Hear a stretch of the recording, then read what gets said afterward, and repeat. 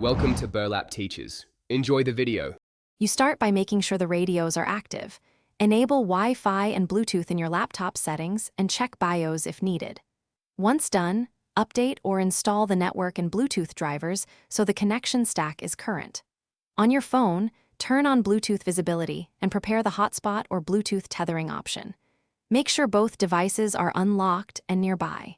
This reduces handshake errors and speeds pairing, because outdated drivers and disabled radios are the most common blockers up front. You now pair the devices.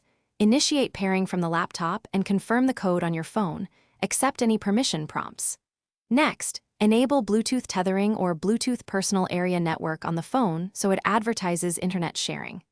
On the laptop, open Network Settings, find the paired device under Bluetooth or Network Adapters, and choose Connect via Bluetooth Network or PAN. Once connected, the laptop should route internet traffic through the phone's Wi-Fi or cellular link over Bluetooth. You finish by confirming internet access in a browser and checking latency. If both Wi-Fi and Bluetooth are active, make sure routing metrics prefer the intended adapter. Otherwise, system traffic may not use the tether. If speed or reliability is poor, enable your phone's Wi-Fi hotspot and connect directly via Wi-Fi instead of Bluetooth for higher throughput. If things fail, unpair the devices, toggle Bluetooth and Wi-Fi off and on, reboot the laptop, and update drivers. These 3 steps resolve most connection problems quickly.